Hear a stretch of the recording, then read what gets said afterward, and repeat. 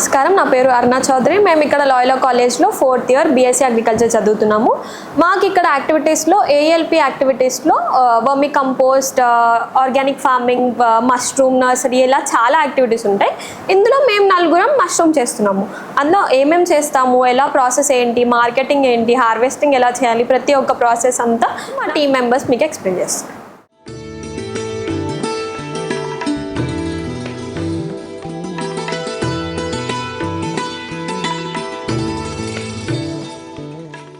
అందరికీ నమస్కారం. నా పేరు జాహ్నవి. మష్రూమ్ యూనిట్ అనేది స్టూడెంట్స్ మేము బీఎస్సీ అగ్రికల్చర్ 4th ఇయర్ వాళ్ళు చేస్తున్నాం. మష్రూమ్ చేయాలనుకుంటే ఏమేం ప్రికాషన్స్, ఏమేం మెజర్మెంట్స్ తీసుకోవాలో ఇప్పుడు నేను చెప్పబోతున్నాను. అయితే మనం స్టార్టింగ్ అనేది ఒక రూమ్ అనేది సెలెక్ట్ చేసుకోవాలి. మనం కల్టివేషన్ చేసేదాన్ని బట్టి ఆ రూమ్ అనేది చాలా హైజీనిక్ కండిషన్స్, క్లీన్గా ఉండేటట్టు చూసుకోవాలి.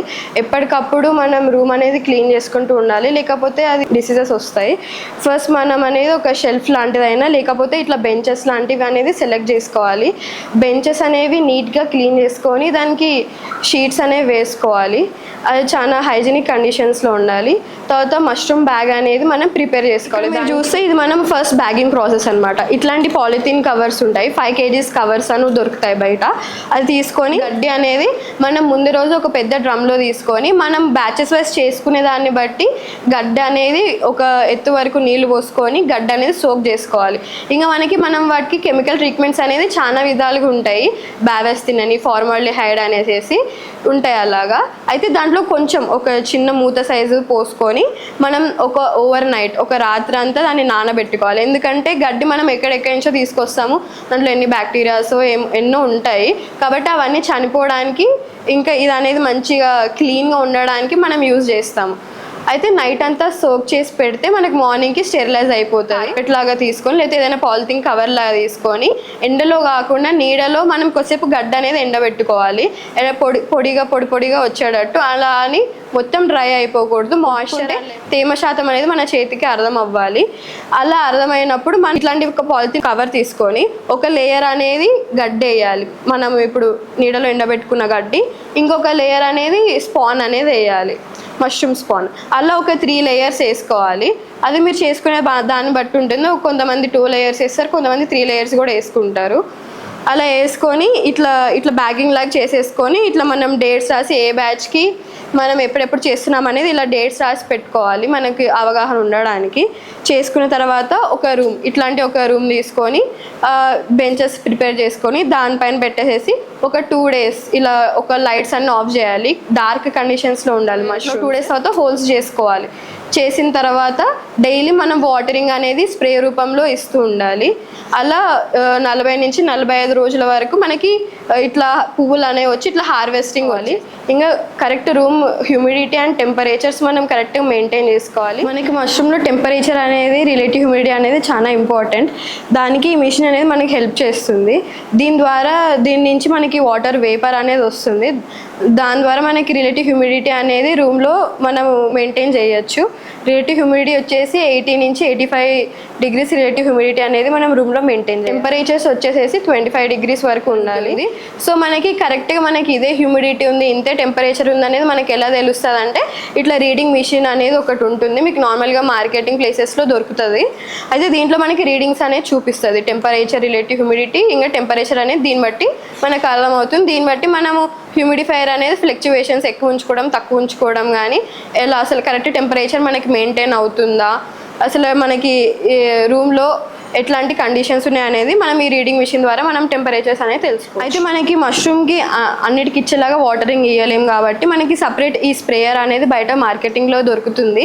ఇది చాలా తక్కువ ప్రైజే ఉంటుంది. ఒక్కొక్క బాటిల్ నాకు తెలిసి 150 నుంచి 170 వరకు ఉండొచ్చు. అయితే దీంట్లో మెథడ్స్ కూడా ఉంటాయి అన్నమాట. ఇట్లా నాజిల్ ఉంటుంది. మనం ఫస్ట్ ఇలా స్ప్రే చేస్తే అది వాటర్ అనేది వాక్యూమ్ ద్వారా పైకి వస్తుంది. అయితే నాజిల్ అనేది మనం కరెక్ట్గా మేనేజ్ చేసుకునే దాన్ని బట్టి మనము డిఫరెంట్ వేలో వాటర్ అనేది వస్తుంది. మనం తక్కువ నాజిల్ పెట్టుకుంటే ఇట్లా స్ప్రే రూపంలో వస్తుంది, ఎక్కువ పెట్టుకుంటే ఇలా అనేది వాటర్ వస్తుంది అనమాట ఫోర్స్గా. దాన్ని బట్టి మనం మష్రూమ్స్కి డిఫరెంట్ టైప్స్గా వాటర్ అనేది ఇవ్వచ్చు. మనమైతే ప్రస్తుతానికి ఇట్లా స్ప్రింకిల్ స్ప్రింకిల్ టైప్లో మనం మష్రూమ్కి వాటర్ అనేది ఇస్తాం. ఎందుకంటే ఎక్కువ ప్రెషర్ అనేది అప్లై అయితే పిన్ హెడ్ స్టేజ్లో కానీ ఫ్లేవర్స్ కానీ ఎక్కువ ఎఫెక్ట్ అవుతాయి. అయితే మనము ఇట్లా నార్మల్గా గ్రాస్ ఉన్నప్పుడు ఏంటంటే నార్మల్గా వాటర్ అనేది ఇవ్వచ్చు. కానీ అవి ఎప్పుడైతే పిన్ హెడ్ స్టేజ్ ఫామ్ అవ్వడం కానీ ఇట్లా ఫ్లేవరింగ్ స్టేజ్ హార్వెస్టింగ్ స్టేజ్కి వచ్చినప్పుడు మనం ఓవర్ వాటరింగ్ అనేది ఇవ్వకూడదు. ఎందుకంటే మనం ఓవర్ వాటరింగ్ అనేది ఇచ్చామనుకోండి ఫ్లేవర్స్లో ఉండిపోయి తేమ శాతం అనేది ఫ్లేవర్స్లో కనిపిస్తుంది. ఇంకా కొంచెం అది దాని పెరుగుదల మీద కూడా ఎఫెక్ట్ చూపిస్తుంది. అయితే మనము వాటరింగ్ అనేది మష్రూమ్స్కి ఒక న్యూట్రిషన్ లాగా ఉంటుందన్నమాట. అసలు అయితే మనం మష్రూమ్కి వాటరింగ్ తప్ప మనం ఇంకేం ఎక్స్ట్రా బ్యాగింగ్ ఇలా చేశాక ఇలా అనేది ఫామ్ అవుతుంది ప్యాడీ స్ట్రా ఇంకా స్పాన్ అనేది. అయితే వాటరింగ్ అనేది మనం డైలీ 2 times ఇస్తాము. ఇంకా మనం అంతకుమించి మనం దీనికి ఇంకేం ఇయ్యము. కాబట్టి వాటరింగ్ అనేది చాలా ఇంపార్టెంట్ రోల్ ప్లే చేస్తుంది. అయితే డైలీ మార్నింగ్ అనేది వాటరింగ్ అనేది ఇవ్వాలి స్ప్రే రూపంలో, ఇంకా ఈవినింగ్ అనేది ఇవ్వాలి సేమ్ మెథడ్లో. ఇంకా ఎక్కువగా నీళ్ళు అనేవి ఇవ్వకూడదు. ఎందుకంటే బ్యాగ్స్ లోపల కింద ఉండిపోయి డిసీజెస్ అనేవి రావచ్చు. మనకి గ్రాస్ వల్ల కానీ స్పాన్ వల్ల కానీ కొన్ని డిసీజెస్ వచ్చే అవకాశాలు ఉంటాయి. అయితే దానికి మనం ఏం చేయాలంటే ప్రికాషన్స్, నీమ్ ఆయిల్ ఉంటుంది, వేప నూనె అనేది కొంచెం ఫ్యూ డ్రాప్స్ అనేవి వాటర్లో మిక్స్ చేసుకొని గోడలకి కానీ బెంచెస్ చుట్టూ కానీ స్ప్రే చేసుకుంటే మనకి ఆ ఫ్లైస్ కానీ అవన్నీ పోవడం జరుగుతుంది. ఇంకా మనకి గ్రీన్ మోల్డ్ ఇట్లాంటివి వచ్చే అవకాశాలు ఉంటాయి. ఆ టైంలలో బ్యాగ్స్ అనేవి డిస్కార్డ్ చేసేయాలి.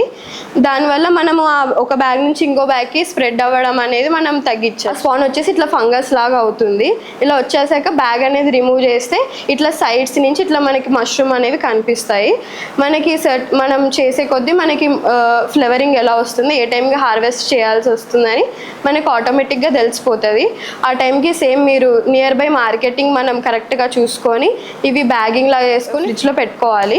దాన్ని బట్టి మనము 6 to 7 days వరకు మనం ఫ్రిడ్జ్లో స్టోర్ చేసుకోవాలి. స్మాల్ స్కేల్ ఫార్మర్స్ అయినా లార్జ్ స్కేల్ ఫార్మర్స్ అయినా ఫస్ట్ వాళ్ళు బ్యాచెస్ వైజ్గా స్టార్ట్ చేయడం అనేది మేలు ఉంటుంది.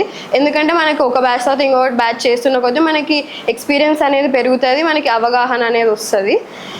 ఫస్ట్ మనము ఒక బ్యాచ్ చేసిన తర్వాత ఫస్ట్ మనం ఇది చేసుకున్నాక బ్యాగింగ్ ఒక 10 days తర్వాత నెక్స్ట్ బ్యాగింగ్ చేసుకోవాలి. అంటే మీరు ఫస్ట్ బ్యాచ్లో ఒక 30 bags వరకు చేసుకున్నారు అనుకోండి, ఇది వచ్చేసరికి 45 days అవుతుంది.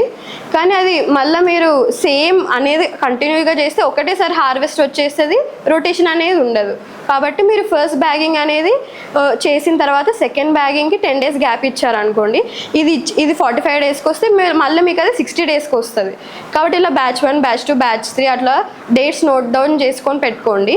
దాని ద్వారా మీకు ఫస్ట్ బ్యాచ్కి ఎప్పుడు చేశారు, సెకండ్ బ్యాచ్కి ఎప్పుడు వస్తుంది, ఎంత హార్వెస్ట్ వస్తుంది, మీరు ఎంతకి సెల్ చేస్తున్నారు, ఇంకా మీరు నియర్ బై మార్కెటింగ్స్ కూడా మీరు అన్నీ సెలెక్ట్ చేసి పెట్టుకున్న తర్వాతనే మీరు ఇది ఫస్ట్ మీరు స్టార్ట్ చేయాలన్న ఆలోచన కానీ ఇన్వెస్ట్మెంట్ కానీ ఆలోచించుకోండి.